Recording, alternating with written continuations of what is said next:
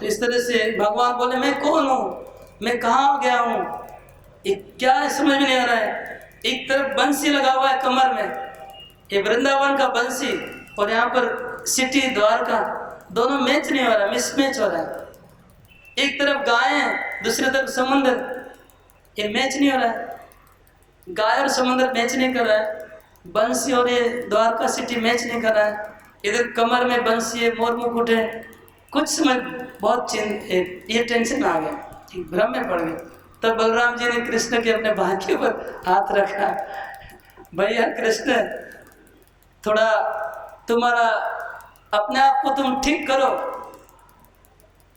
थोड़ा समझने का प्रयास करो, तुम कौन हो, तुम वैकुंठ नाथ हो, तुम मेरे प्रभु हो, तुम वैकुंठ नाथ हो, तुमने अवतार लिया है, ये पृथ्वी के असुरों को मारने के लिए तुम्हारा अवतार हुआ है पृथ्वी पे। ब्रह्मा जी ने तुमको प्रार्थना करके बुलाया है वैकुंठ से इधर, और अभी तुमको चाहिए, अभी तुमने बहुत असुरों को ऑलरेडी मार दिया है, लेकिन अभी क्या है, कृष्ण के हृदय में वृंदावन का भाव इतना तीव्र रूप में भरा हुआ है कि उस भाव को छुड़ा के द्वारका के भाव में लाना बहुत डिफिकल्ट हो जा रहा है। जैसे आप लोगों को पता होगा, कोई बता सकता है मुझे,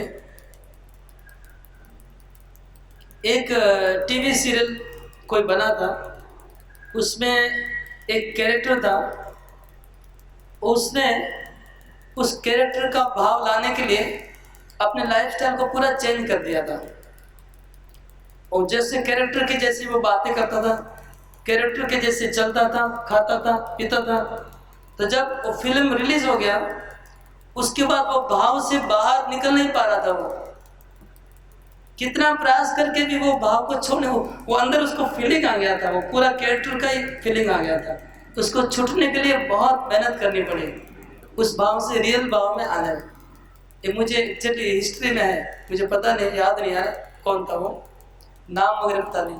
तो सेम बात है कि कृष्ण को वृंदावन भाव में आ गए थे, वहाँ से द्वारका के भाव में लाना बहुत डिफिकल्ट हो रहा था। तो फिर बलराम ने एक युक्ति किया, एक उन्होंने अच्छा उपाय निकाला जिसके द्वारा उनको द्वारका के भाव में लाया जा सकता है। तो वो उपाय क्या था? कृष्ण है भक्त वत्सल। कृष्ण क्या है? भक्त वत्सल। भक्तों के दुख को सुनेंगे, तुरंत उनको भाव आ जाएगा। तो बलराम जी ने कहा, देखो ये युधिष्ठिर महाराज ने एक बड़ा यज्ञ किया है, बहुत बड़ा यज्ञ किया है, और उस यज्ञ में तुमको इनवाइट किया है। और क्या हुआ है ना, वो यज्ञ में बहुत असुर लोग और राक्षस लोग, राजा लोग आके डिस्टर्ब कर रहे हैं, और युधिष्ठिर महाराज बहुत परेशान हो गए। इतने परेशान हो गए कि वो असुरों को वो अकेले नहीं सक रहे हैं उनको मारने में। इसलिए हम दोनों को उधर जाना चाहिए तुरंत, और युधिष्ठिर महाराज को हेल्प करना चाहिए, नहीं तो परेशान हो जाएंगे। अर्जुन, युधिष्ठिर, वो लोग परेशान हो जाएंगे, तो तुम चलो थोड़ा हमारे साथ, इस तरह से बोल। तो तुरंत अर्जुन, कृष्ण का भाव बदल गया। जैसे सुने कि युधिष्ठिर महाराज को प्रॉब्लम है, अर्जुन को प्रॉब्लम है, क्योंकि अर्जुन और युधिष्ठिर महाराज द्वारका से रिलेटेड है, तो द्वारका का भाव तुरंत आ गया, क्षत्रिय भाव आ गया, क्योंकि मारने का काम किसका है? क्षत्रिय का। तो वैश्य भाव छोड़ के क्षत्रिय भाव उनके अंदर आ गया। और भगवान बोले, क्रोध से बोले भगवान, जगामा भगवान क्रुद्धो भ्रात साध्वा नुजादया केते वदा का अंत व्यागत्वे के नमयादना। कौन वो असुर है, कौन है मुझे बताओ, अभी मैं जाऊंगा सबको मार डालूंगा। इस बात भगवान कहते, भयान प्रत्यय तो सत्यम में संप्रतिज्ञमिदं वचा इतम प्रसंग संगत्या मुग्ध भाव जगो। तो बलराम तुम जाओ, उनको बोलो कि मैं अभी आ रहा हूँ, और मेरी प्रतिज्ञा को सुनाओ उनको। ना मैं भक्ता पड़स्यति, मेरे भक्तों का विनाश नहीं होगा, मेरे भक्तों को मैं रक्षा करूंगा, जाओ उनको बोलो मैं अभी आ रहा हूं, ऐसे बोले। तो उनका भावांतर हुआ, कृष्ण का भावांतर हुआ, ब्रज भाव से द्वारका भाव आ गया। फिर बार बार कृष्ण द्वारकापुरी की ओर देख रहे थे और देखा मैं तो द्वारकाधीश हूं, मैं द्वारकाधीश हूं, उनको याद आ गया। लेकिन अगर मैं द्वारकाधीश हूं तो बंसी कहां से आ गई, और अगर मैं द्वारकाधीश हूं तो मोर मुकुट कहां से आ गया, खुद तो गड़बड़ है।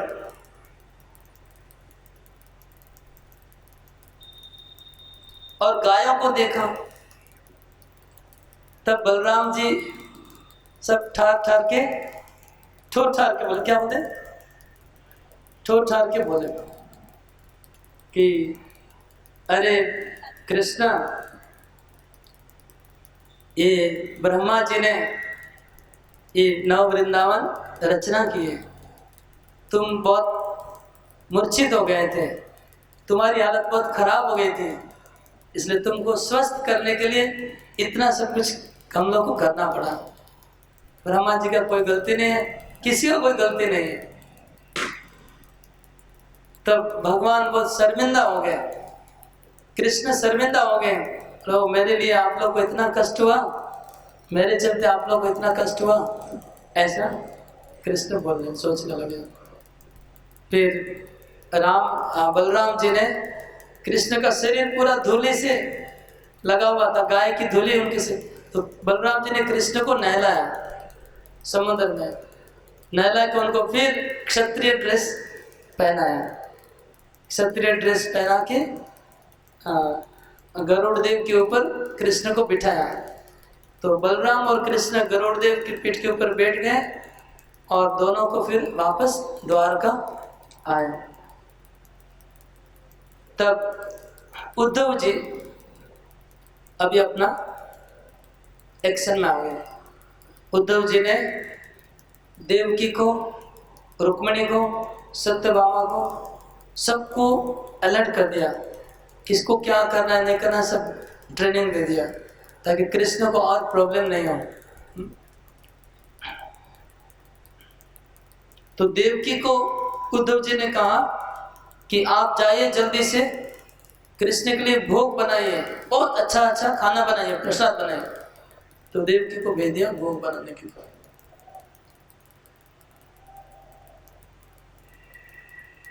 और जितनी भगवान की पटरानी थी वो लोग सब स्तंभ के पीछे छुप गई, स्तंभ होता ना पिलर, उसके पीछे छुप गए सब लोग।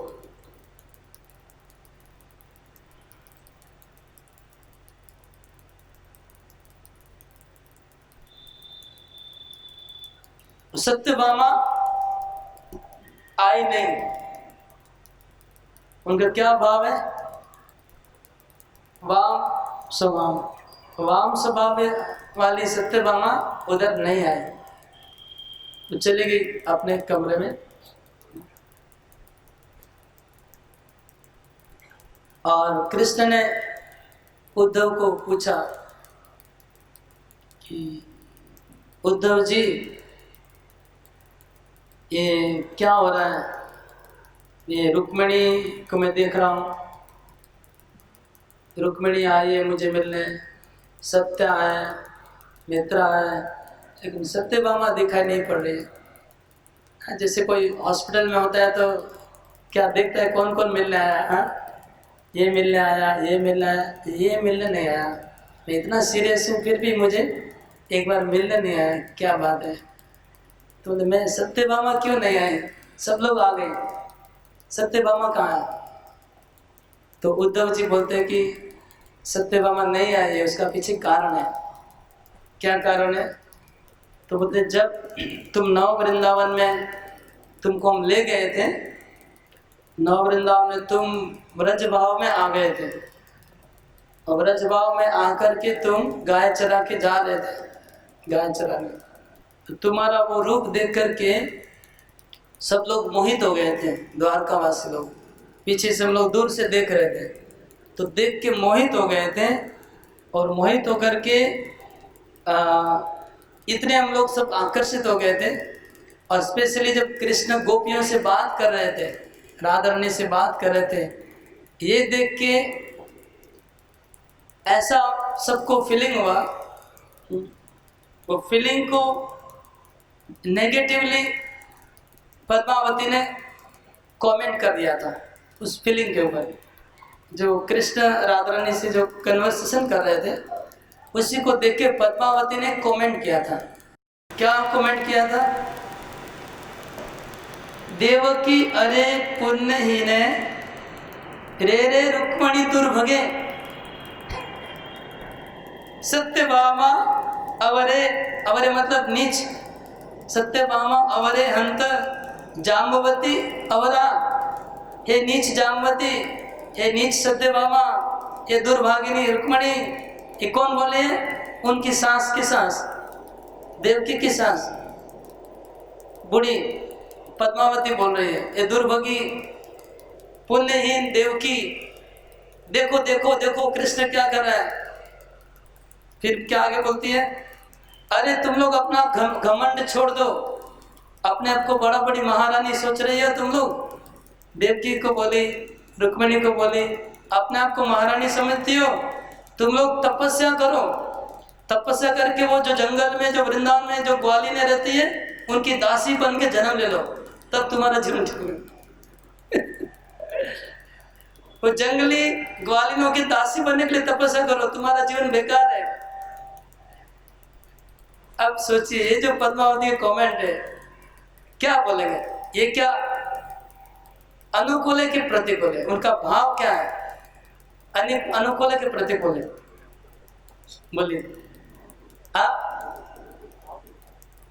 पद्मावती का जो कहना है, आप में से कितने लोग सोच रहे हैं कि इनका भाव अनुकूल है? हाथ उठाइए। कितने लोग सोच रहे हैं कि प्रतिकूल है? हाथ उठाइए।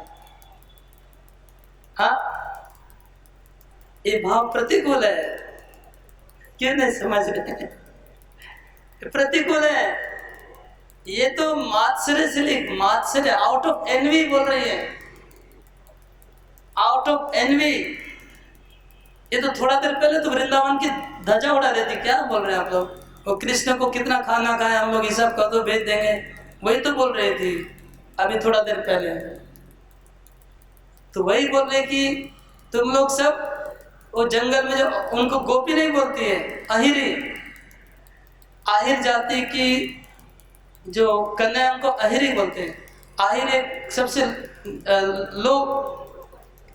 लोग क्या बोलते हैं उसको, शेड्यूल कास्ट में आता है। तो शेड्यूल कास्ट में अहिर होता है, और अहिरन के दासियां बन जाओ, उसमें तुम्हारा मंगल होगा। ये महारानी बन के कोई फायदा नहीं है। ये प्रतिकूल है, नेगेटिव कमेंट है, पॉजिटिव नहीं है। इतना तो समझिए। तो अब बात ऐसा है कि वो जो ये जो कमेंट है, भले उन अपने नेगेटिवली बोलती है, लेकिन इससे इनडायरेक्टली प्रतिष्ठा हो जाती है कि गोपियां बहुत श्रेष्ठ है, तुम लोग बेकार है। वो इनडायरेक्टली उन्होंने बोल ही दिया अपने मुंह से, भले उनको नेगेटिव बोलना चाह रहे थे, लेकिन अपने मुंह से बोल दी। ये बात सुन के सत्यभामा को धक्का लगा, हर्ट हुई।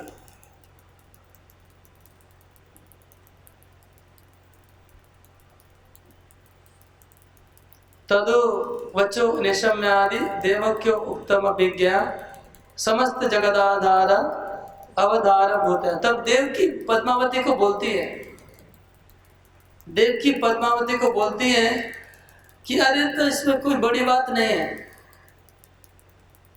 अगर गोपियां हमारे से श्रेष्ठ भक्त हैं तो क्या हुआ? देवकी बोलती है, देखो मैंने भी तपस्या किया था, और तपस्या करके मैंने कृष्ण को पुत्र रूप में प्राप्त किया है, और यशोदा माता ने भी तपस्या किया था, और उनको भी कृष्ण मिले। तो मैंने तपस्या करके ये मांगा था कि हे भगवान आप मेरे पुत्र बनिए, और यशोदा माता ने तपस्या करके ये मांगा था कि हमको वात्सल्य भक्ति दीजिए। तो क्योंकि यशोदा माता ने केवल वात्सल्य भक्ति मांगा था, इसलिए कृष्ण उनके पुत्र नहीं बने, लेकिन कृष्ण उनको मिल गए, वात्सल्य रूप में उनको कृष्ण मिल गए। और मैंने केवल क्योंकि पुत्र मांगा था इसलिए मुझे पुत्र मिल गए, लेकिन वात्सल्य मुझे नहीं मिला। तब फॉल्ट हम लोग का ये, गोपियां अगर हमारे से आगे हैं तो आगे रहेगी, उनकी भक्ति हमसे ज्यादा है। हमने पुत्र मांगा, उन्होंने भक्ति मांगा, वो हमारे से श्रेष्ठ भक्त हैं, इसलिए नेचुरली उनको आगे रहना। ऐसे बोली देवकी। तब रुक्मिणी बोलती है, पद्मावती का ये बात सुन के रुक्मिणी कहती है, बड़े आनंद से कहती है। और रुक्मिणी इतना सुंदर बात बोलती है, जो क्या बोलते, सैद्धांतिक कंक्लूसिव वर्ड बोलती है, कंक्लूजन करती है।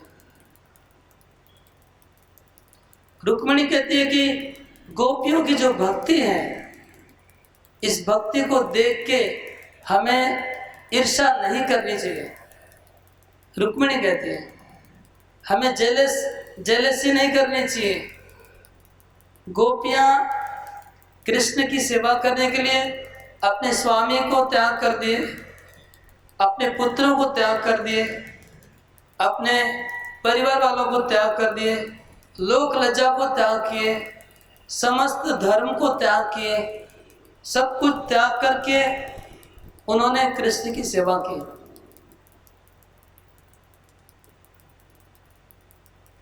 उनका जो भाव है, गोपियों का जो भाव है, वो भाव किसी साधनों से प्राप्त नहीं हो सकता। इतना ऊंचा भाव है कि कितना भी हम लोग साधन उपाय लगाएंगे, गोपियों का भाव हमें नहीं मिल सकता है। हमारे लिए असंभव है गोपी बनना। हम लोग तो भगवान की सेवा करती है क्योंकि भगवान हमारे पति हैं, भगवान हमारे पुत्र हैं, भगवान हमारे पिताजी हैं, भगवान हमारे भाई हैं। ये सब सोच के हम लोग भगवान की सेवा करें। लेकिन गोपियों का ऐसा कुछ नहीं है, उनके तो भगवान भाई नहीं है, पति नहीं है, पुत्र नहीं है, कुछ भी नहीं है, फिर भी पूरी दुनिया को छोड़ के, संसार को छोड़ के उन्होंने भगवान की सेवा में लग गई है। इसलिए उनका जो भाव है वो शुद्ध प्रेम है। केवल प्रेम के लिए वो भगवान की सेवा करें, तो हम लोग केवल प्रेम के लिए सेवा नहीं करें, हमारे प्रेम के साथ संबंध जुड़ा हुआ है। इसलिए हमारी भक्ति से गोपियों की भक्ति श्रेष्ठ है। डिफरेंस क्या है? हमारी भक्ति में संबंध है। क्या संबंध है? पति, पुत्र, पिता, भाई, ये सब संबंध जुड़ा हुआ है। और गोपियों का कोई संबंध नहीं, केवल प्रेम के लिए ही भगवान की सेवा कर रही है। इसलिए हमारी भक्ति से गोपियों की भक्ति बहुत ऊंची है। इसलिए हमें उनका ईर्ष्या बिल्कुल नहीं करना चाहिए। गोपियों का, हमें भगवान के साथ हमारा विवाह हुआ है, ये हमारा भाग्य समझना चाहिए कि एटलीस्ट कृष्ण के साथ हमारा शादी तो हुआ, हम तो उनकी पत्नी बन पा रहे हैं, ये अपना सौभाग्य समझ के गोपियों के ऊपर ईर्ष्या नहीं करनी चाहिए। हमको जो प्राप्त हुआ है उसे हमें खुशी होना चाहिए कि एटलीस्ट कृष्ण हमारे पति बने। नहीं तो ये भी अगर पति भी नहीं बन पाते कृष्ण, तो हम लोग क्या होता? ये भी कम थोड़ा सौभाग्य है भगवान की पत्नी बनना। तो इसमें हमें खुशी होना चाहिए। ये कौन बोल रहे हैं? कौन बोल रहे हैं? रुक्मिणी देवी बोल रही है।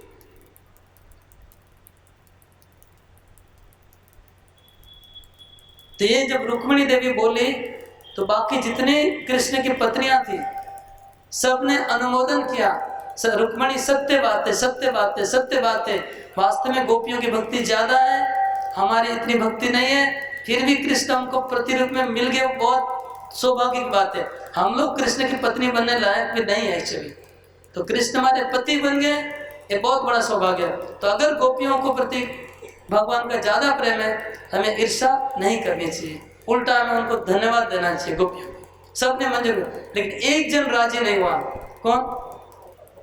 सत्यभामा राजी नहीं हुई। I am against, I disagree, हम एग्री नहीं करेंगे, गलत है, ये बोल के सब लोग एक तरफ हो गए और सत्यभामा एक तरफ नहीं, और वो चले गए वहां से। सत्यभामा चली गई अपने कमरे में और शोक में बैठ गई। शोक सागर में अपने कमरे में जाकर दरवाजा बंद कर दिया, सिट्टी मार दिया और अंदर शोक में डूब के बैठ गए। अब कृष्ण बोले सत्यभामा कहाँ है, वो क्यों नहीं आई इधर? तब कृष्ण अंतर्यामी है, वो समझ गए कि सत्यभामा को अभिमान हुआ है। तो कृष्ण ने क्या किया, कृष्ण बहुत जोर से गुस्से में सत्यभामा को डांट दिया। कृष्ण बोलते हैं श्रीमद् गोपी जन प्राणनाथ सक्रोध माविशत सा सम्मानियता मत्र मूर्ख राज सुता द्रुतम। मूर्ख राज सुता द्रुतम, वो मूर्ख राजा की कन्या को मेरे सामने लेके आओ। कृष्ण ने आदेश दिया दासियों को, दासियों को कहा वो मूर्ख राजा की कन्या को लेके आओ, मतलब डांट दिया कृष्ण ने। अब मूर्ख राज कन्या क्यों बोले? सत्यभामा किसकी पुत्री है?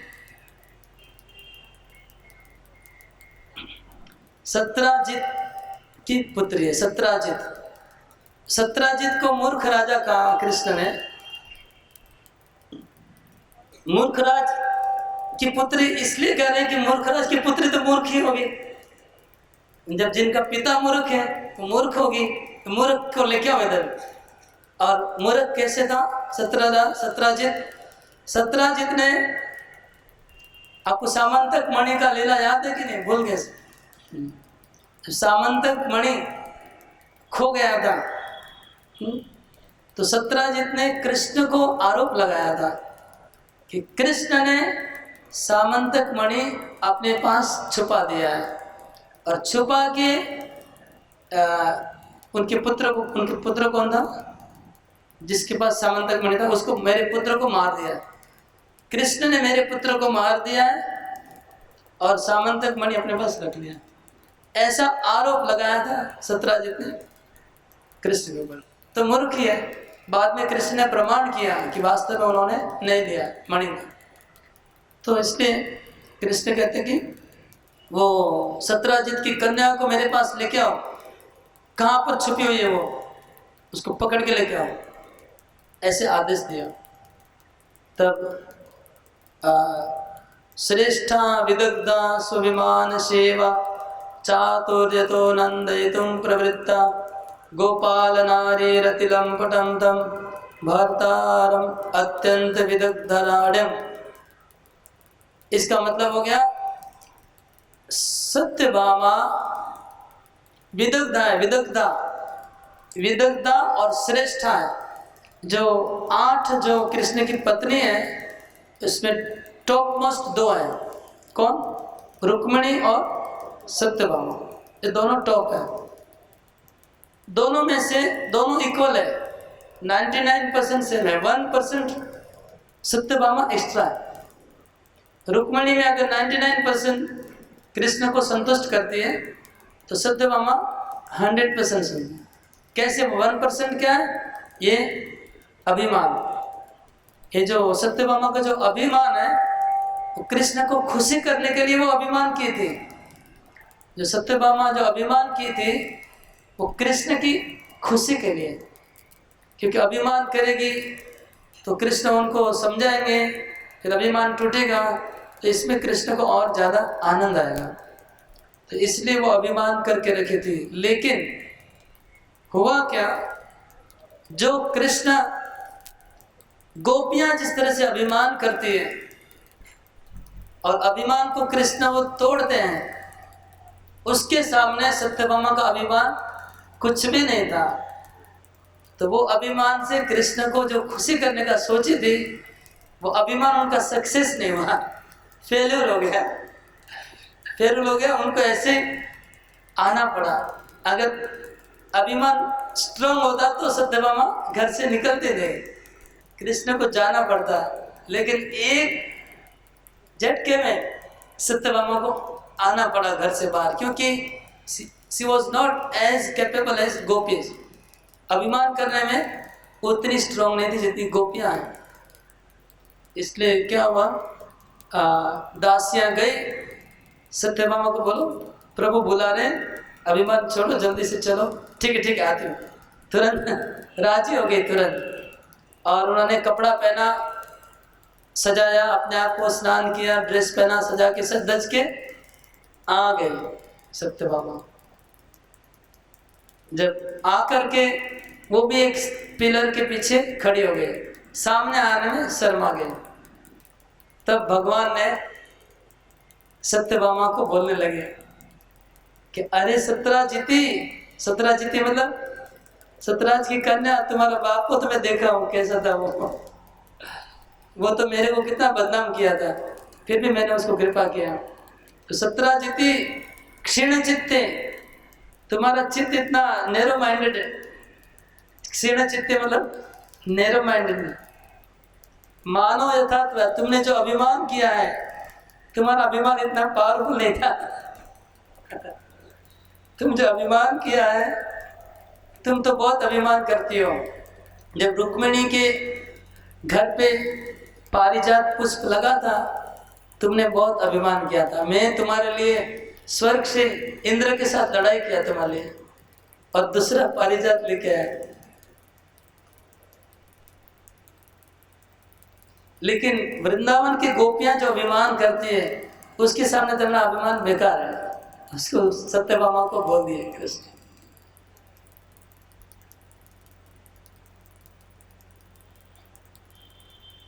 अवरे किम न जानासी माम तदिच्छानुसारिणाम।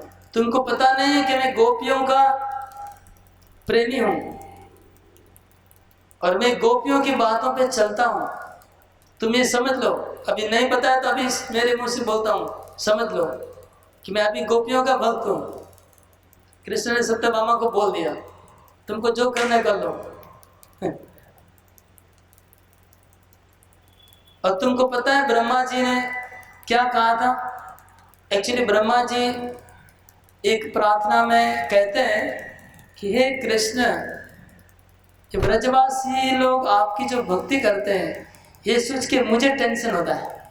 ब्रह्मा जी बोलते हैं, ब्रह्मा जी को टेंशन, क्या टेंशन होता है कि आपने पूतना को माँ बना दिया, जो जहर पिलाने आए थे। और ये जो वृंदावन की गोपियां और ग्वालिन है, आपको प्रतिदिन इतना दूध, मक्खन, प्रेम दे रही है, इसके मतलब आप क्या देंगे? तो मैं तो बोलता हूं कि वृंदावन वासी आपको जितना प्रेम करें, उनके बदले में देने के लिए आपको पास कुछ भी नहीं है। जब एक जहर पिलाने वाली को आप वैकुंठ में माँ बना सकते हैं, तो इन लोग के, इन एक एक गोपी को आप क्या देंगे? आप पूरा अगर वैकुंठ भी देंगे तो भी बराबर नहीं होगा। आपके पास देने के लिए कुछ नहीं है। तो मैं तो ये टेंशन में हूँ कि आपको अपना ऋण बढ़ रहा है। आप जितना दिन वृंदावन में रहेंगे, आपका ऋण इतना इतना बढ़ जा रहा है, आप महाऋणी बन जा रहे हैं। तो कृष्ण बोलते हैं कि ब्रह्मा जी ने कहा था, सत्यभामा तुमको पता है कि मैं महाऋणी हो गया हूँ ब्रजवासियों का। यदि च प्रीते तेषां तत्रयामि वशामि च तथापि कामपि स्वास्थ्यं भावं नालच। तो तुम लोग ये मत सोचो कि मैं ब्रजवासियों के प्रति कृपा नहीं करता हूँ, प्रेम नहीं है, ऐसी हकीकत नहीं है। मैं वृंदावन नहीं जाता हूँ, उसका कारण मैं बताता हूँ। अभी मैं सोच रहा हूँ कि अगर मैं वृंदावन जाऊंगा अभी, तो जाने से कोई फायदा नहीं होगा। अगर मैं वृंदावन जाके भी वृंदावन वासियों की इच्छा को पूरी नहीं कर पाऊंगा, वृंदावन जाकर के भी उनका ऋण जो मैं चुका नहीं सकता हूँ, तो मैं सोच रहा हूँ जाऊं कि नहीं जाऊं। क्योंकि जाने से मुझे नहीं लग रहा है मैं कुछ कर पाऊंगा। क्या प्रॉब्लम है आगे बताते हैं। मदिक्षणादेव विगाढ़ भावोदयन लब्धा विफला विमोहम नय दैहिकम किंचन तेह देहम विदुर न चात्मान अहो किमन्यत। वो लोग जब एक बार मुझे देखते हैं मुझे देख के उनके अंदर भाव का उदय होता है, भाव उदय होता है। उसके बाद उनकी आंखें देखना बंद कर देती हैं। एक बार मुझे देखने के बाद वो देखना बंद कर देती है और मूर्छित होकर गिर जाती है गोपियां मुझे देख के, और अपने शरीर की चेतना खो जाती है। उसके बाद मैं हूं कि नहीं सब बराबर हो जाता है, उधर मेरा रहना नहीं रहना बराबर हो जाता है, क्योंकि एक बार मुझे देख के मूर्छित हो जाती है वो लोग। दृष्टि भी सामेन मई तन्न दुखम विच्छेद चिंता कुल आत्मनामे हर्षाय तेषां क्रियते विधिर्यो दुखम सद्यो द्विगुण करोति।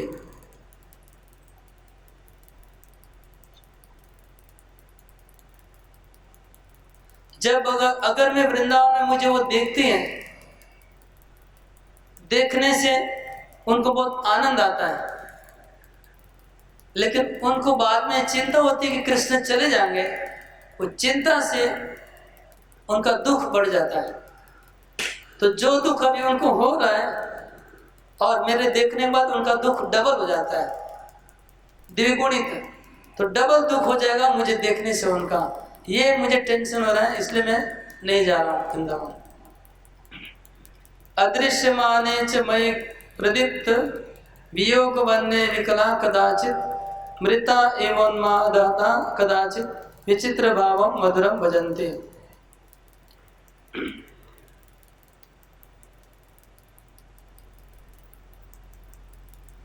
अब मेरे दर्शन न प्राप्त करने पर वे कभी प्रबल विच्छेद रूपी अग्नि से विकल होकर मृतक की तरफ हो जाती है, कभी उन्मादग्रस्त होकर विचित्र मधुर भावों का अनुभव करते हैं, कभी मेरे समान श्याम रंग वाले अंधकार पुंजाति को देखते हैं तो मेरा स्वरूप जानकर उनको आलिंगन करने लगती है।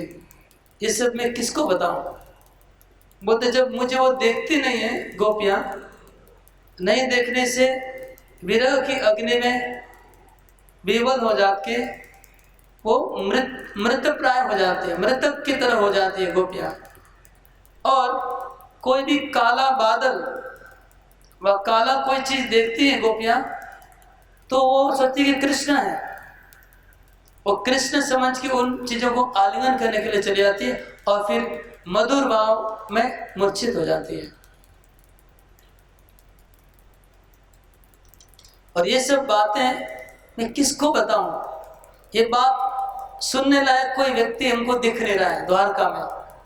द्वारका में ऐसा कोई है नहीं जिसको सब ये बातें, दुख, मेरे मन की बातों को मैं बता सकूं। आप लोग तो सुन के सहन नहीं कर पाओगे। कृष्ण बोले रानियों को कि आप लोग को बोलने से तो और दुख बढ़ जाएगा ईर्ष्या से, तो बोल नहीं सकता हूं।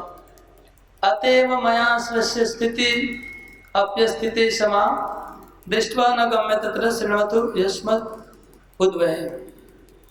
तो इसलिए मैं निर्णय किया हूं कि मेरा वृंदावन जाना और नहीं जाना बराबर है, क्योंकि मैं जब जाता हूं तो मुझे एक बार देखने के बाद उनकी आंखों में आंसू आ जाते, फिर मुझे देख नहीं पाएंगे, मूर्छित हो जाएंगे, मुझे देख नहीं पाएंगे। और देखने के बाद उनको डर लगता है कि मैं चला जाऊंगा, उस डर में मैं खड़ा हूं लेकिन वो मुझे देख नहीं पा रही, उनको लग रहा है कि मैं नहीं हूं। एक बार ऐसा हुआ था, ये वृंदावन में एक जगह प्रेम सरोवर है, प्रेम सरोवर के तट पे राधा और कृष्ण बैठे हुए थे एक साथ में, और एक भंवरा आता है और भंवरा आकर के राधा रानी के मुख कमल को, उनको लगा कि ये कमल का फूल है, कमल का फूल समझ के वो भंवरा उनके मुंह के ऊपर बैठ गया राधा रानी के। तो राधा रानी का जो भाई है श्रीदाम, वो क्या करता है कि वो भंवरे को वहाँ से भगा देता है। तो भगाने के बाद वो कहता है कि राधा रानी को कि राधा रानी, ये मेरी बहन राधे, बहन है श्रीदाम का भाई राधा रानी का, कि बहन राधे, वो मधुसूदन को मैं दूर भगा दिया है, तुम चिंता मत करो। तो जैसे ही मधुसूदन मतलब भंवरा और मधुसूदन मतलब कृष्ण, तो जैसे ही राधा ने सुना कि मधुसूदन दूर चला गया तो राधा को विरह का भाव आ गया, और विरह के भाव में वो तुरंत मूर्छित होकर कृष्ण कृष्ण कृष्ण कृष्ण बोल के रोने लगी। तो कृष्ण उधर बैठे थे उनके आंखों के सामने, लेकिन राधा को लगा कि कृष्ण नहीं है। तो कृष्ण बोला कि मैं इधर हूँ, लेकिन वो उनके दिमाग में समझ में नहीं आ रहा, उनको लगा कि कृष्ण चले गए।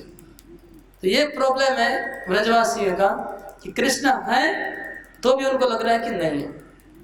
इसलिए कृष्ण बोलते हैं कि मेरा वहाँ जाना नहीं जाना बराबर है। और फिर कृष्ण बोलते हैं कि एक आप लोग के साथ मैंने शादी क्यों किया है। अगर आप लोग मुझे पूछोगे कि अगर आपको ब्रजवासियों के प्रति इतना प्रेम था तो हम लोग शादी नहीं करना था, ऐसे क्वेश्चन कर सकते हैं ना रुक्मिणी लोग।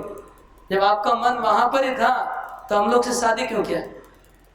तो बोलते उसका मैं राज बता, क्यों शादी किया बताता हूँ।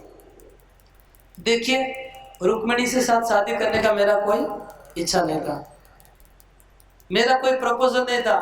वो तो रुक्मिणी ने मुझे चिट्ठी भेजा था, रुक्मिणी ने मुझे चिट्ठी भेजा था कि हे कृष्ण आप आइए, मुझे उठा के ले जाइए, आपकी दासी बना लीजिए, नहीं तो मैं आत्महत्या कर लूंगी।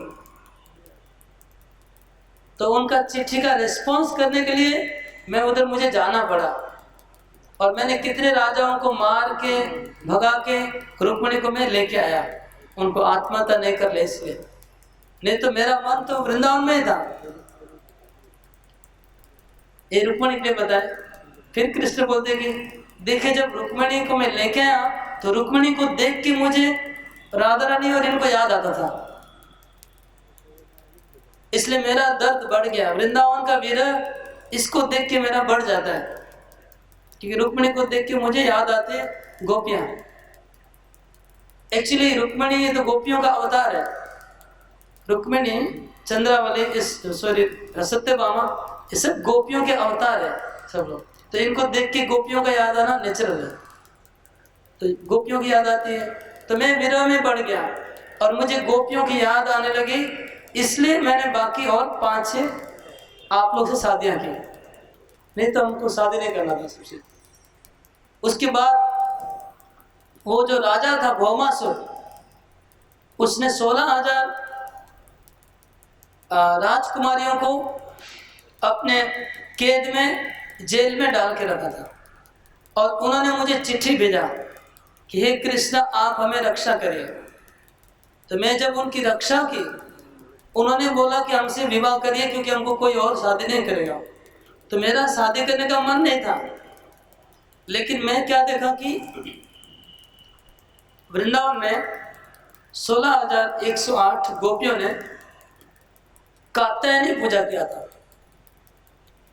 और वो 16,108 गोपियों ने कात्यायनी पूजा करके भगवान कात्यायनी देवी को मांगा था कि कृष्ण को हमें अपना स्वामी बना दीजिए।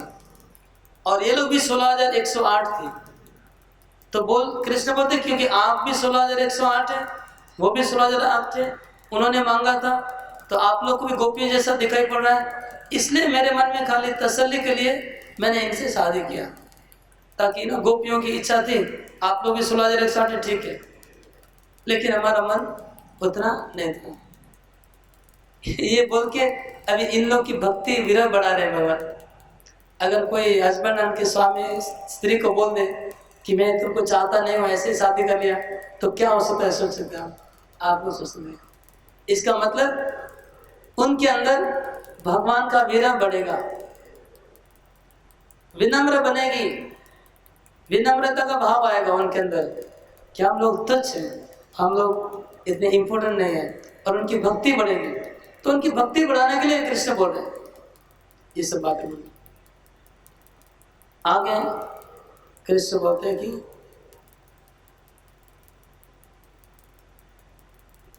अहो भामिनी जाने तत्तन मम महासुखम महिमापि समां हित्वा तस्थो तत्र चिता पदे। हे सत्यभामा, तुम निश्चय जानो कि मेरा महासुख, मेरी महिमा। तो मैं मथुरा से द्वारका में आ गया, वृंदावन से मैं मथुरा में और द्वारका में आ गया, और यहाँ पर भी मेरे गोपियों के बदले में मुझे आप लोग मिल गई। मैं कृष्ण हूँ, आप लोग गोपियाँ हैं, समझ लिए, क्योंकि 16,108 सब मिल गया। लेकिन मेरी जो महिमा ब्रज में थी वो ब्रज में मेरी महिमा साथ में नहीं आई। मेरा जो ऐश्वर्य माधुर्य मेरी जो महिमा वो ब्रज में रह गई, वो मेरे साथ द्वारका में नहीं आई। मैं अकेला आया हूँ और आप लोग आइए, फिर असली जो महिमा है ब्रज का वो नहीं आया है। वहां पर जो ब्रज में जो मैं विहार करता था, गायें चराता था, जो सब लीलाएं करता था, वो बहुत दिन रात में उधर कितनी सारी लीलाएं किए, वो मुझे बहुत ऊंची थी, बहुत ज्यादा आनंद आता था। और वो आनंद की तुलना में यहाँ पर कुछ भी आनंद नहीं है द्वारका में। और मैं जो बड़े बड़े असुरों को मारता था वृंदावन में, वो मेरे लिए खेल का काम था। वो तो बाल क्रीड़ा, बाल क्रीड़ा मतलब बच्चों का खेल। बच्चों का खेल खेलते खेलते मैंने सब असुरों को मारा था। उसके लिए कोई मुझे मेहनत नहीं करना पड़ा था, वो तो मेरे लिए बच्चों का खेल था इनको मारना। और कालिया को मैं हंसते हंसते कालिया को दमन किया। मैंने हंसते हंसते गोवर्धन ऐसे उठा लिया था। तो ब्रज में मेरा इतना ऐश्वर्य है, इतना माधुर्य है, इतना मैं खुशी रहता हूँ कि इतना बड़ा बड़ा काम मैं आसानी से कर लेता था ब्रज में। और मैं ब्रज में इतना आनंदित रहता था। देखिए बहुत सीक्रेट बात बता रहा हूँ, ध्यान से सुनिए। मैं इतना आनंद में रहता था वृंदावन में कि ब्रह्मा जी ने इतना लंबा स्तुति किया, फिर भी उनके तरफ देखने की मुझे इच्छा नहीं होती थी। मैं इतना आनंद में डूबा रहता था ब्रज में कि ब्रह्मा जी इतनी बड़ी स्तुति की, फिर भी ब्रह्मा जी को देखने की भी मुझे इच्छा नहीं होती थी। और इंद्र मेरा इतना बड़ा स्तुति किया, इंद्र को देखने की मेरी इच्छा नहीं थी। मैं इतना महान था ब्रज में। और जब मैं वृंदावन में बंसी बजाता था तो आकाश में शिव जी, ब्रह्मा जी, सारे देवता लाइन लग जाती थी और मेरी बंसी की ध्वनि सुनते थे। लेकिन मेरी उनकी तरफ कोई नजर नहीं थी, मैं तो ग्वालों को देखता रहता था। मेरा उनके प्रति कोई आकर्षण ही नहीं था, बड़े बड़े देवताओं के प्रति।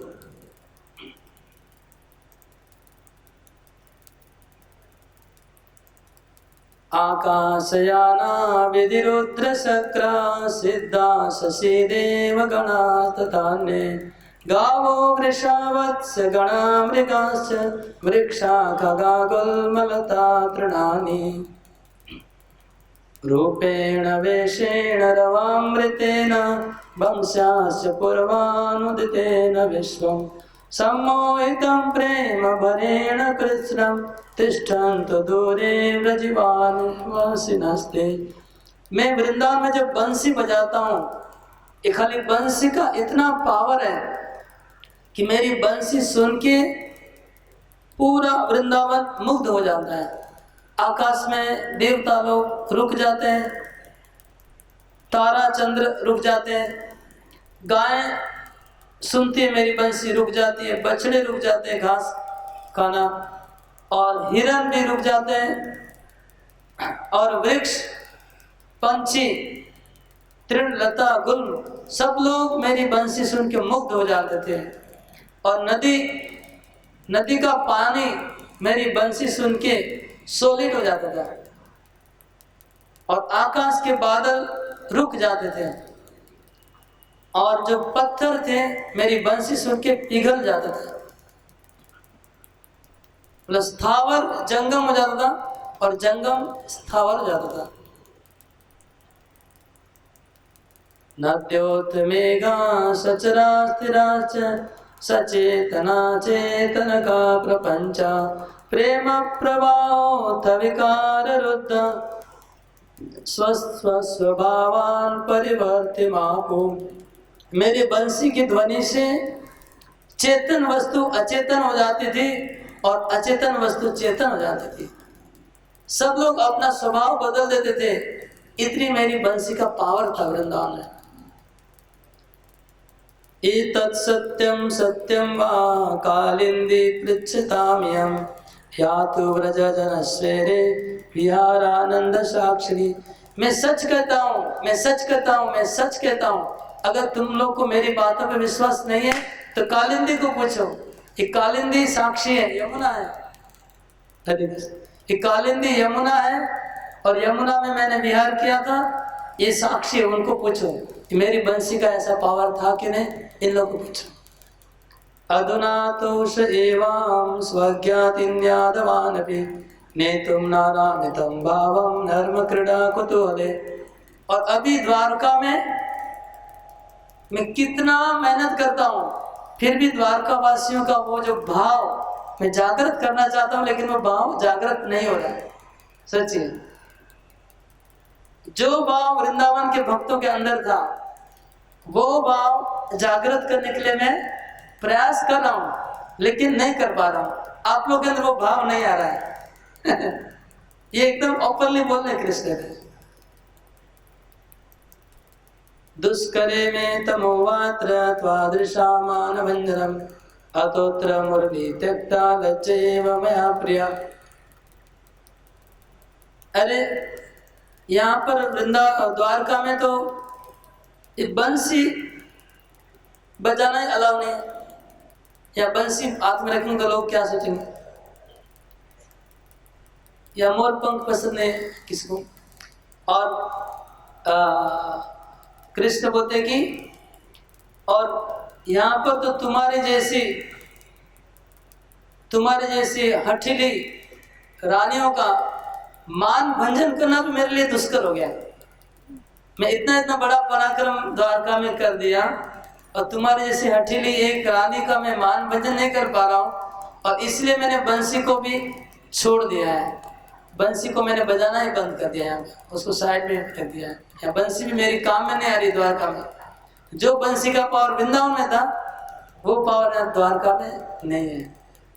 अहोबत मया तत्र कृतं यादृक् स्थितं यदा तदस्तु किल दूरेत्र निर्वक्तुं च न शक्यते। वृंदावन में रह के मैंने जो जो काम किया, जितने लीलाएं की, उसकी वो लीलाएं करने की बात छोड़ दीजिए। वो लीला तो मैं कर नहीं सकता हूँ, लेकिन बोल भी नहीं सकता हूँ।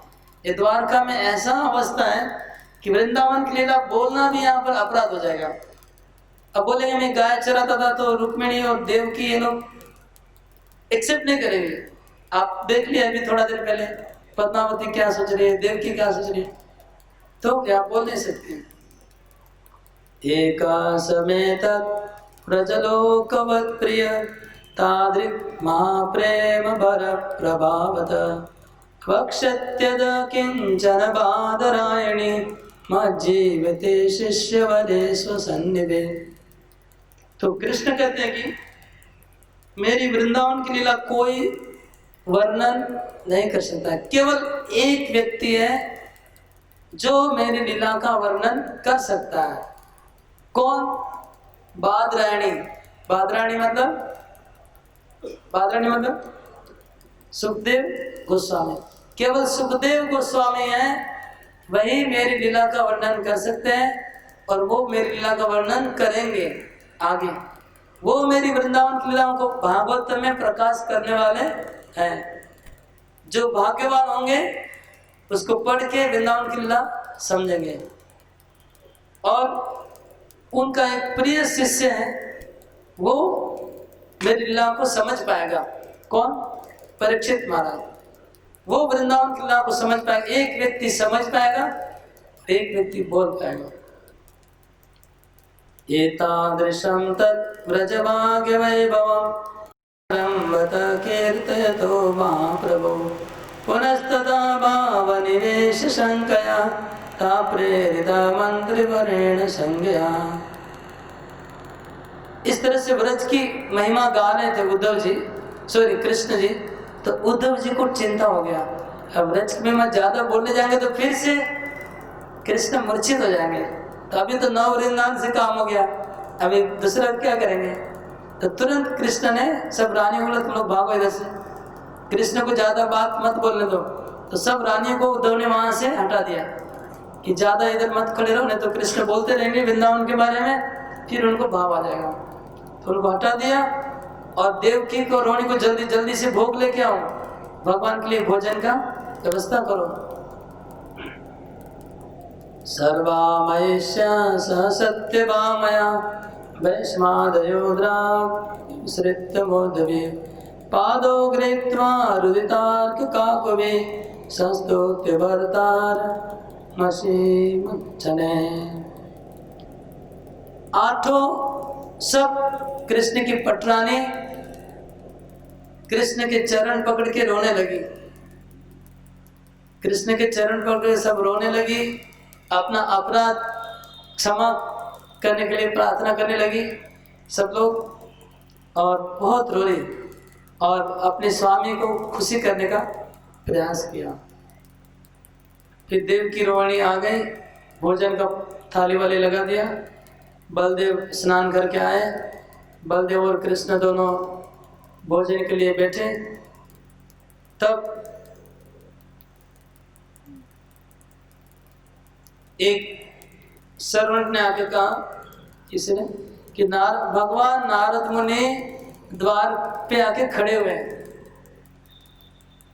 अभी नारद मुनि आ गए, नारद मुनि द्वार पे आके खड़े हैं। तो कृष्ण ने जब ये सुना तो कृष्ण कहते हैं, सर्वांतरात्मदृक्पा सस्मितम नंद नंदना अद्य के नृदोषो जन्नायत्र पूर्वत।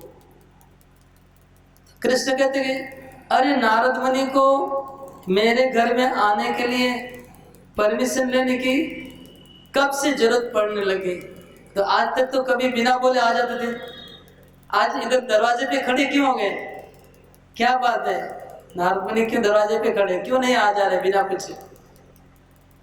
तो उद्धव कहते हैं कि भगवान नारद मुनि के मन में बहुत डर और लज्जा आ गई है, वो डरे हुए हैं, उनको लगा कि मैंने अपराध किया है और शर्मिंदा है। नारद मुनि शर्मिंदा इसलिए कि कृष्ण के मन की भाव प्रकाश हो गए। तब कृष्ण स्वयं बाहर गए और नारद मुनि को हाथ पकड़ के लेके आए अंदर। और नारद मुनि को कृष्ण कहते हैं कि हे नारद मुनि, आप डरिए मत और आप शर्मिंदा मत होइए। आपने जो सब काम किया है वो मेरी इच्छा से हुआ है। ये मेरी इच्छा थी कि दुनिया में व्रज की भक्ति, गोपियों की भक्ति की श्रेष्ठता दुनिया में प्रचार हो, तो मेरी इच्छा थी। तुम्हारे साथ जो भी घटा है, जो भी तुमने किया है, मेरी इच्छा से किया है, तुम चिंता मत करो इसके लिए।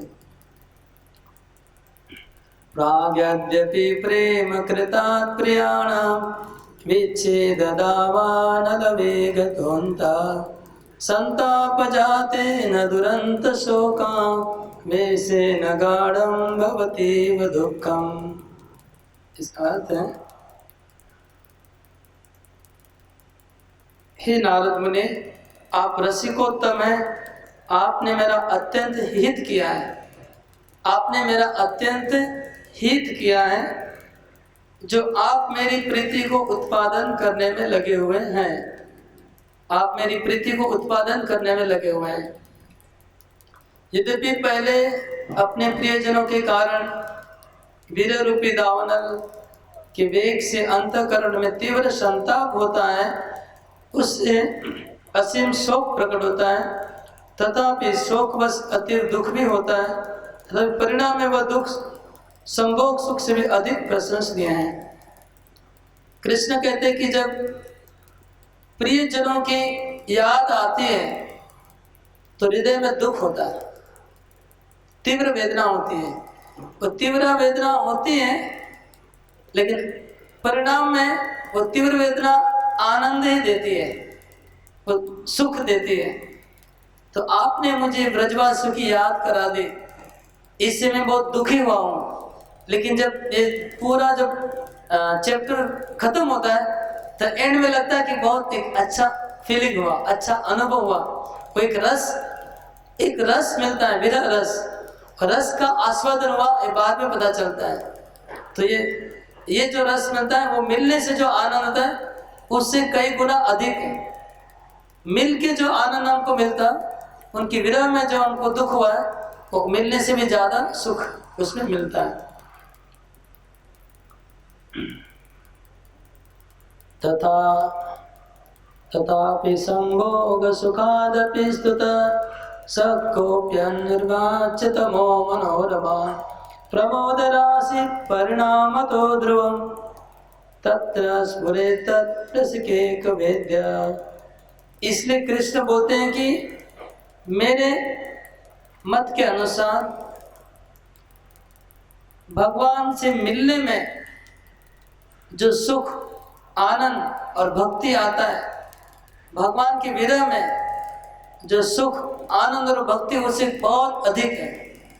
तो मिलने की भक्ति और विरह की भक्ति में मेरे हिसाब से विरह की भक्ति बहुत ऊंची है, बहुत श्रेष्ठ है। तत्शोक दुःखो परमस्य पश्चात् चित्तत् पूर्णतया प्रसन्नं सम्प्राप्त संभोगमा सुखेन संपन्नवत्तिष्ठति सर्वदेवा। इसका अर्थ है क्योंकि विरह जनित सुख दुख मिटने के बाद, विरह जनित सुख मिटने के बाद चित्त परम प्रसन्न होकर मिलन सुख प्राप्ति की तरह महासुख में अवस्थान करता है। आगे से पढ़ना होगा। क्योंकि निश्चय ही वह एक अनिर्वचनीय तथा मनोरम आनंद राशि स्फुरित कराता है, उसको केवल रसिक जन जानते हैं। क्योंकि विरह जनित सुख दुख मिटने के बाद चित्त परम प्रसन्न होकर मिलन सुख की प्राप्ति की तरह महासुख में अवस्थान करता है। इसी प्रकार सुख दुख की निवृत्ति के बाद अभिष्ट वस्तु की निरंतर स्फूर्ति होने के कारण हृदय सदा परिपूर्ण सुख का अनुभव होता है। विरह के दुख में जब अभिष्ट वस्तु की स्फूर्ति, मतलब कृष्ण की स्फूर्ति जब हृदय में होती है विरह में, तो हृदय में जब कृष्ण की स्फूर्ति होती है वो मिलन जैसा ही लगता है, मिलन जैसा ही उसमें सुख मिलता है और उसमें और विरह की कोई संभावना नहीं रहती है। जब मिलन होता है तो उसमें विरह की संभावना है, लेकिन जब विरह होने के बाद जब कृष्ण की स्फूर्ति होती है उसमें जो मिलन होता है उसमें विरह की संभावना नहीं है, वो सुख हमेशा फिर बना रहेगा।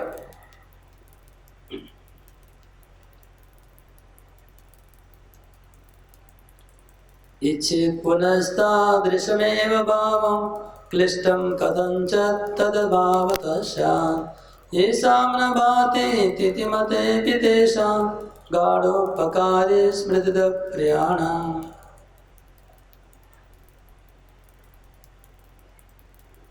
जब कृष्ण का जो विरह होता है, विरह का भाव जब खत्म हो जाता है, खत्म हो जाने के बाद भक्त वापस उस विरह भाव को अपने मन में लाना चाहता है। क्यों चाहता है? अगर उसमें आनंद नहीं होता तो क्यों भक्त लोग बार बार विरह भाव को अपने हृदय में लाने का प्रयास करते हैं? तो निश्चित रूप से उसमें आनंद है, सुख है, इसलिए बार बार विरह की भावना में वो लोग भक्त लोग डूबना चाहते हैं।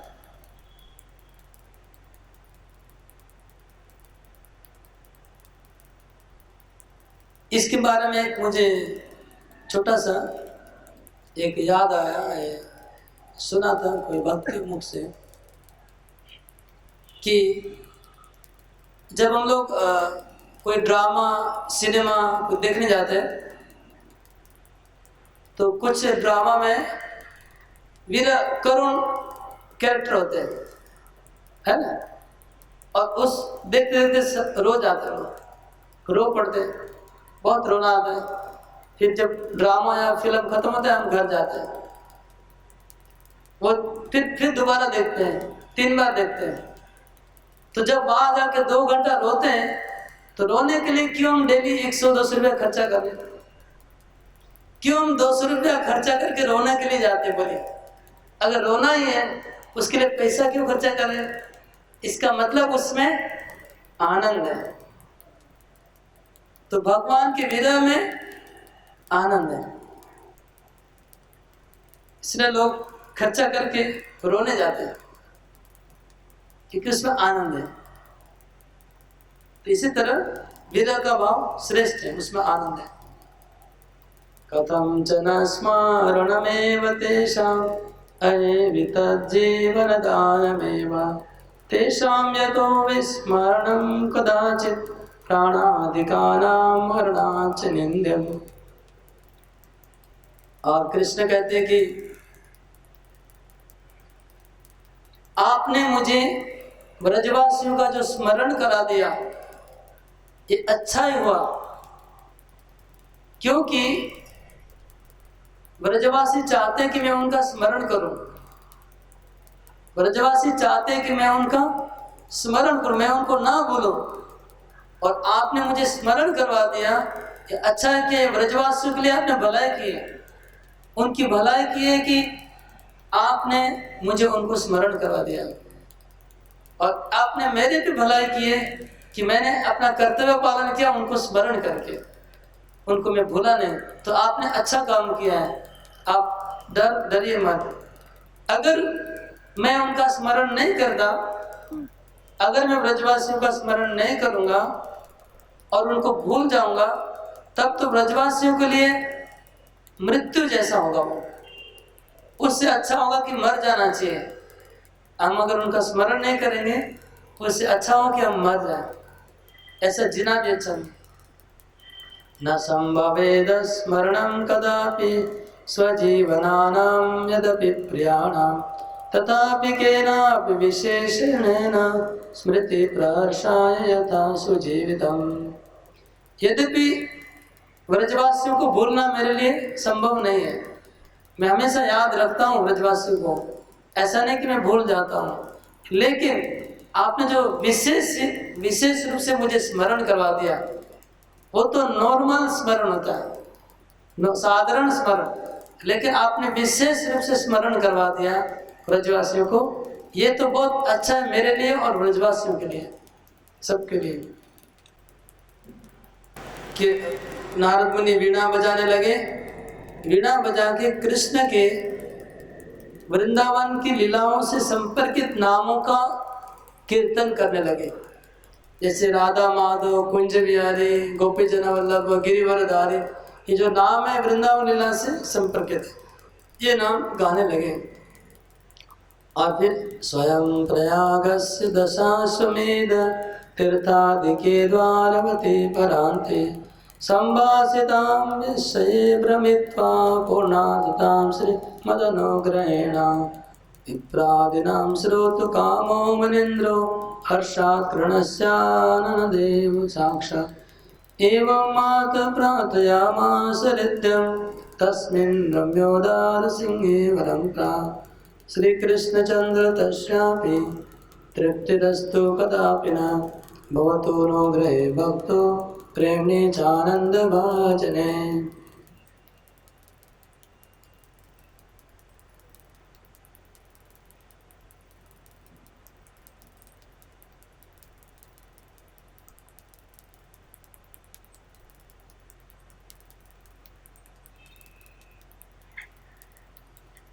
परीक्षित महाराज बोलते हैं, माता उत्तरा पर नारद मुनि ने प्रयाग से अपनी यात्रा शुरू की थी। तो प्रयाग, साउथ इंडिया, फिर स्वर्ग में गए, ब्रह्मलोक में गए, शिवलोक में, द्वारकापुरी तक जिन जिन भक्तों को नारद मुनि मिले थे, वो सभी भक्त कृष्ण के पूर्ण कृपा पात्र हैं। तो विप्र से लेके द्वारका तक जितने भी भक्त को हम लोग ने देखा, ब्राह्मण, इंद्र, ब्रह्मा, शिव, पांडव, प्रहलाद, हनुमान, यादव, द्वारका, सभी कृष्ण के पूर्ण कृपा पात्र हैं। यह जानते हुए भी साक्षात कृष्ण के मुखारविंद से सुनने के लिए हर्षपूर्वक उदार श्रेष्ठ भगवान से नारद मुनि ने ये वर मांगा। वर क्या है? हे कृष्ण, मैं ये वर मांगता हूँ कि आपके आनंद स्वरूप अनुग्रह, भक्ति तथा प्रेम में किसी को कभी तृप्ति नहीं हो। तो नारद मुनि ने ये वर मांगा कि आपके जो भक्त हैं, जो भक्ति करते हैं, उनको कभी तृप्ति नहीं हो, ये उन्होंने वर मांगा। इसका अर्थ समझ में आ रहा है? तो भक्त को कभी ऐसा नहीं लगे कि मैंने बहुत भक्ति कर ली है, मेरी भक्ति पूर्ण हो गई है, ऐसा कभी भक्तों को नहीं लगना चाहिए, है ना। हमें हमेशा याद रखना चाहिए कि मैं जो भक्ति कर रहा हूँ, इससे बहुत ज़्यादा भक्ति और मुझे करना चाहिए। मैं जितना सेवा कर रहा हूँ, उससे ज़्यादा सेवा मुझे करना चाहिए। मेरे में कितना कृष्ण के प्रति प्रेम है, उससे ज़्यादा प्रेम होना चाहिए। और जो और ऊंची भावना ये होती है कि भक्त लोग ये सोचते हैं कि मेरे हृदय में कृष्ण प्रेम नहीं है, मैं कृष्ण का भक्त नहीं हूँ, मेरे में कृष्ण की कृपा इतनी भी नहीं है, मैं खाली नाम के वास्ते तिलक और कपड़ा पहना हूँ, अंदर में खाली है। ये असली भाव हृदय भक्तों का होना चाहिए। ये नारद मुनि मांग रहे हैं ऐसा वरदान कि भक्तों को ऐसा लगना चाहिए कि हम भक्ति नहीं कर रहे, हमें भक्ति और करनी है। तो अगर कोई भक्त सोचता है कि हाँ प्रभु, मैं 16 माला जप करता हूँ, 4 में दीक्षा हो गया, सब हो गया है, मैं तो शुद्ध भक्त हो गया हूँ, मैं तो सारा दिन भक्ति में डूबा रहता हूँ, ये लोग जो बोल रहे हैं ना, वो अभी तक मेरे ख्याल से भक्ति शुरू ही नहीं हुआ है। बहुत भक्त लोग ऐसा बोलते हैं, प्रभु हम तो 16 माला करते हैं, हम तो 4 पालन करते हैं, हम तो सारा दिन कृष्ण कृष्ण बोलते ही रहते हैं, खाते पीते चलते फिरते, हम तो पूरा भक्त बन गए।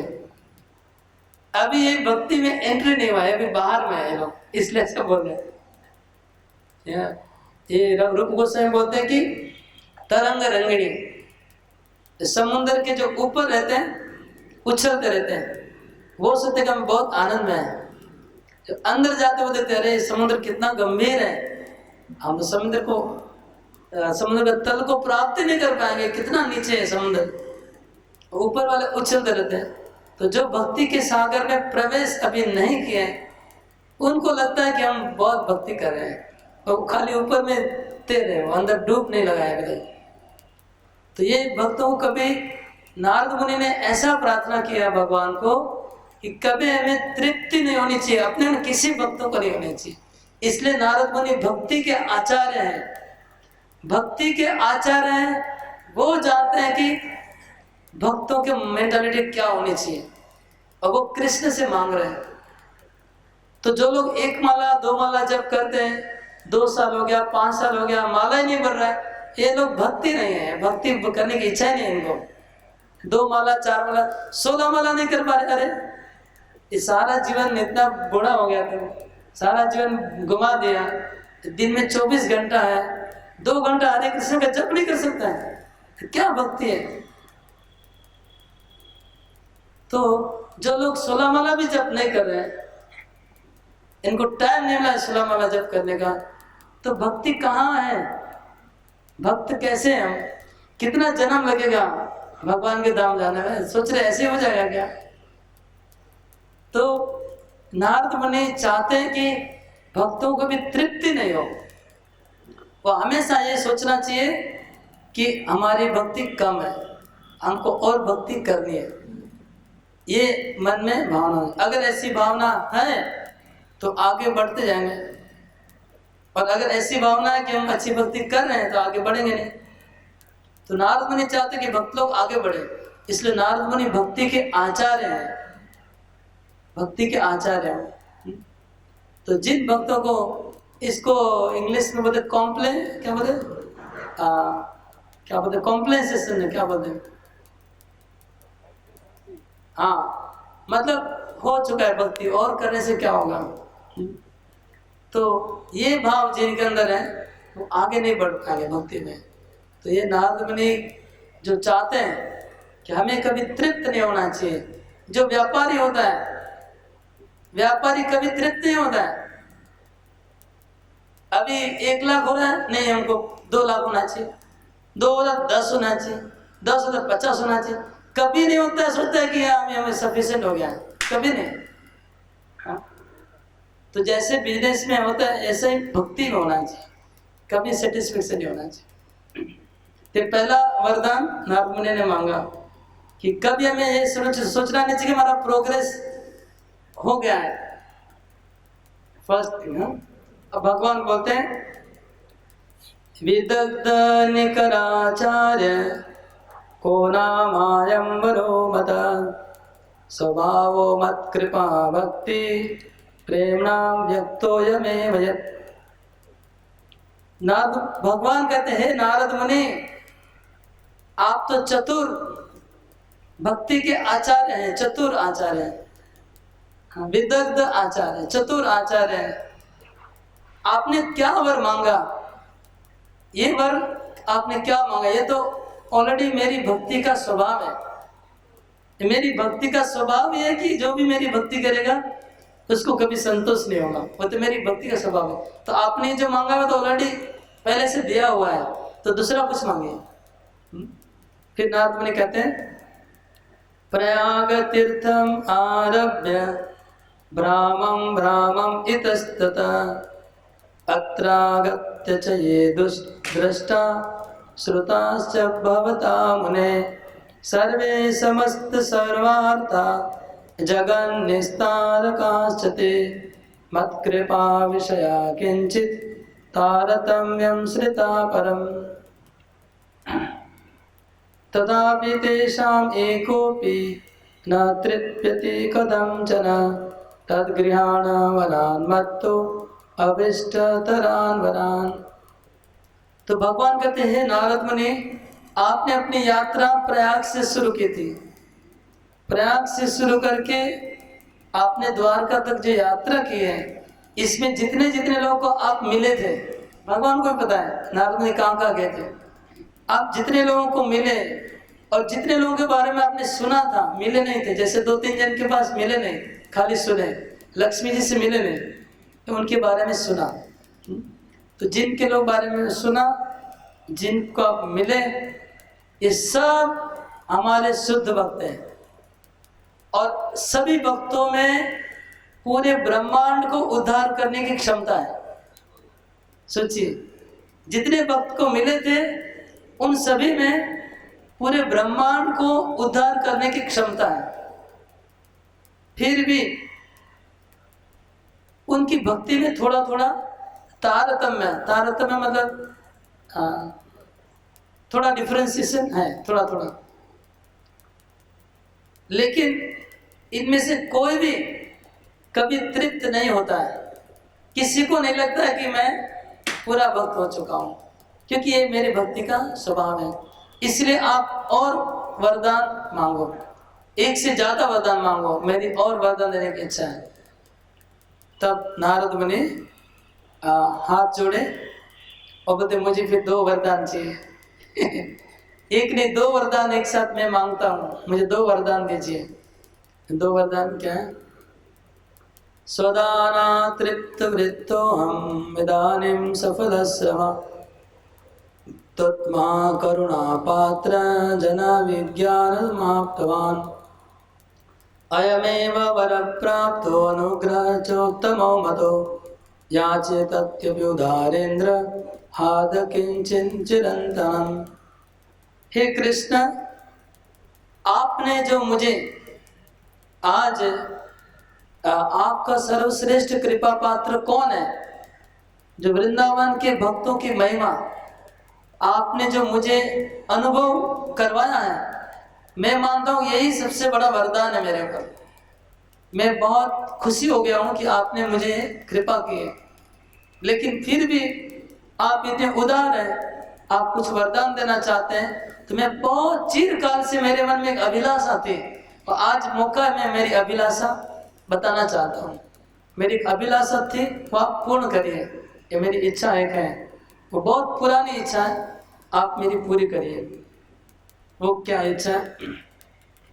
पायम पायम व्रज जना गण प्रेम वापी मराला श्रीमन्नामामृतम अविरतम गोकुलाभ्युत्थितं ते तत्तद्वेषाचारित निकर जृंभितम इष्टमिष्टम सर्वलोकान् जगति रमयन् तच्चेष्टो ब्रह्माणि तद्यास्ता क्रीडा सकृद् विभुवो वापि वचसा हृदा श्रुत्वाङ्गैर्वा स्मृति कृतदेकश्चिदपेय स नित्यं श्रीगोपी कुचकलशकास्मिरविलसत् त्वदीयाङ्घ्रि द्वन्द्वे कलय उतरां प्रेम भजनम। ये वरदान मांगा दो। हे कृष्ण, आप व्रजजन के प्रेम रूपी सरोवर के हंस हैं। व्रजजन के प्रेम रूपी सरोवर के हंस हैं। मैं प्रथम वरदान ये मांगता हूँ कि गोकुल रूपी समुद्र से प्रकट हुए गोपवेश और लीलाओं को प्रकाशित करने वाले आपके मधुर मधुर नामामृत में उन्नत होकर निरंतर पान करता रहूं, हम समस्त लोकों में विचरण करता हुआ, रमण करता हुआ वो कीर्तन गाता रहूं। तो पहला वरदान ये है कि जो वृंदावन की लीलाओं से संबंधित जो कृष्ण के नाम है, उन नामों का मैं कीर्तन करते करते पूरे जगत में घूमता रहूं। ये मेरा वरदान चाहिए कि कृष्ण की वृंदावन की लीलाओं के नाम है, जैसे गोविंद है, गोपाल है, माधव है, हाँ, मुरलीधर है, बंसीधर है, इन नामों का कीर्तन करते करते मैं भ्रमण करता रहूं। ये पहला वरदान है। मधुर मधुर नामामृत को पान में उन्मत्त होकर के निरंतर पान करता रहूं और भ्रमण करता रहूं। ये पहला वरदान। दूसरा वरदान है कि जो कोई मनुष्य आपकी व्रज लीला का विश्वास सहित एक बार भी श्रवण करे अथवा उच्चारण करे अथवा हृदय में धारण करे अथवा आपकी वृंदावन भूमि को स्पर्श करे, उनको आपके चरण युगल की नित्य प्रेम भक्ति प्राप्त हो। कि जो भक्त ये ब्रज की लीलाओं का कीर्तन करे, श्रवण करे, हृदय में धारण करे, उनको भगवान के चरण कमलों की प्रेम भक्ति प्राप्त हो। ये दो वरदान ना देखिए, भगवान के शुद्ध भक्त अपना स्वार्थ नहीं सोचते, दूसरों के लिए वरदान मांग रहे हैं केवल अभी तक। तब परीक्षित महाराज कहते हैं, भगवान ने दो हाथ उठाया और हाथ उठा के बोला तथास्तु। गोपीनाथेन भासतम ततो महापरानंदे आर्णवे मग्नं निवृतम गायन नित्यं बहुविधम कृष्णं चक्रे सुनिवृतम। तब नारद मुनि आनंद में डूब गए और कृष्ण के नामों को गाने लगे और कृष्ण को बहुत खुशी किया गा के। फिर नारद मुनि ने भगवान के साथ भोजन किया। भगवान भोजन के लिए बैठे हुए थे, बलराम, कृष्ण और नारद मुनि एक साथ भोजन किए। भोजन करने के बाद देवकी और रोहिणी और रुक्मिणी ने भोजन परिवेशन किया। रुक्मिणी चावल ढुला रहे थे, उद्धव भी पास में बैठे थे, वो भी पंखा हिला रहे थे। और फिर कृष्ण ने नारद मुनि का सेवा किया, उनको आचमन करवाया, उनको माला पहनाया, उनको चंदन लगाया, उनकी पूजा की। फिर नारद मुनि ने वहां से विदाई ली और नारद मुनि गए कहाँ गए? प्रयाग में गए। प्रयाग में गए। अथ प्रयाग गत्वा तान मदपेक्षा विलंबितान मुनिन कृतार्थ जानेति समनुज्ञाप्य माधवम। और माधव के मंदिर में गए प्रयाग में और उनको कहा कि मुझे थोड़ा देरी हो गया, माफ करिए, बहुत सारी घटना घट गई थी बीच में, इसलिए लेट हो गया। उन्होंने पूरा विवरण सुनाया प्रयागवासियों को। सानंदम वीणया गायन एवं भक्ति स्वयं यद भक्ति महातम अनुभूतम इतस्तः सानंद वीणा गायन एवं भक्ति लंपटम। तब नारद मुनि ने वीणा में गाते गाते पूरा लीला सुना दिया कि कौन श्रेष्ठ, क्या क्या हुआ, पूरी घटना सुनाई।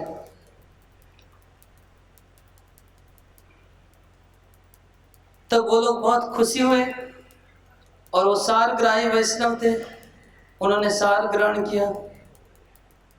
केवलम परमम दैन्यम अवलंब्यास श्रीमन्मदन गोपाल चरणाम्बुजम उपासत सब लोग ने नारद मुनि की उपदेश सुन के सब ने मदन गोपाल की उपासना शुरू कर दी। मदन गोपाल मतलब कृष्ण की, वृंदावन की विग्रह की सेवा करना सबने शुरू कर दिया। सब लोग वृंदावन कृष्ण के भक्त बन गए, जितने लोग वहां पर थे।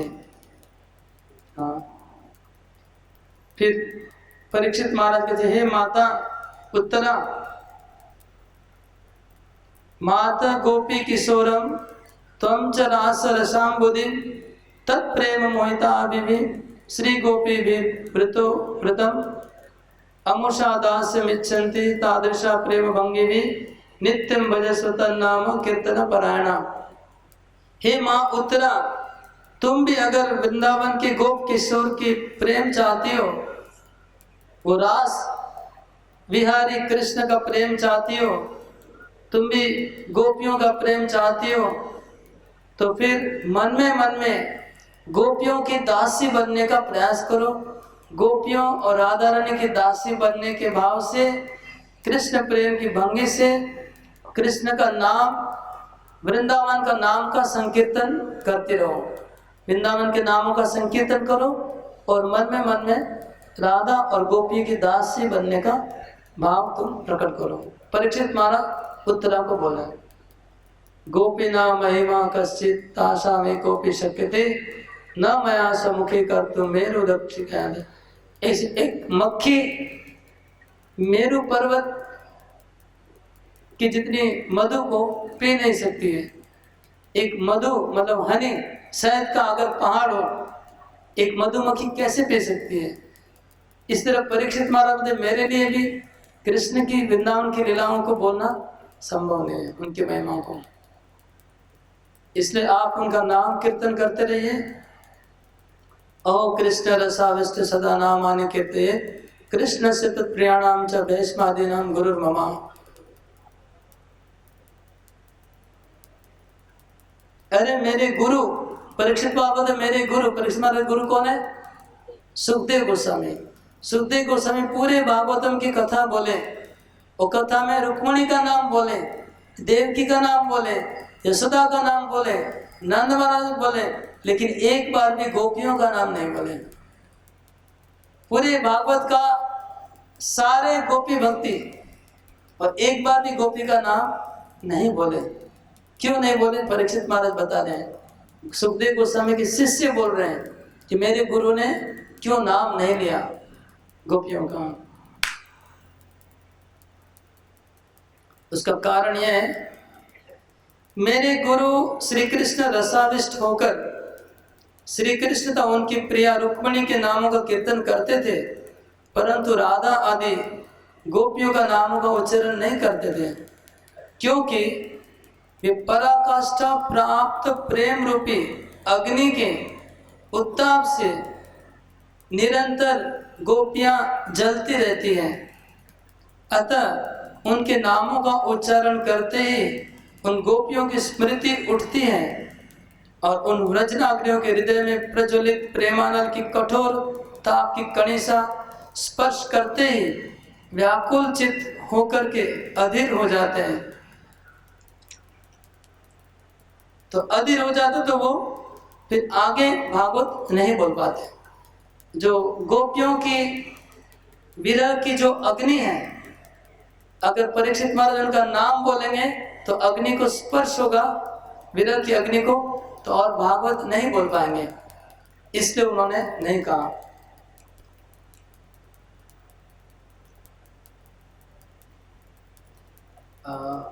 आगे अंतिम श्लोक है।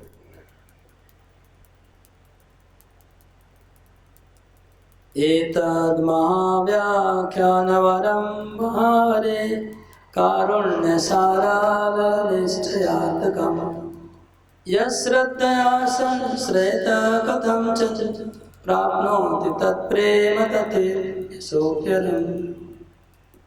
हे माता, इस श्रेष्ठ महा आख्यान को, जिस कृष्ण के कृपा पात्रों को निर्धारण किया गया है, जिसमें जो व्यक्ति श्रद्धा से सुनेंगे और सुनावेंगे उनको श्रेष्ठ कृष्ण प्रेम की बहुत जल्दी प्राप्त हो जाएगा।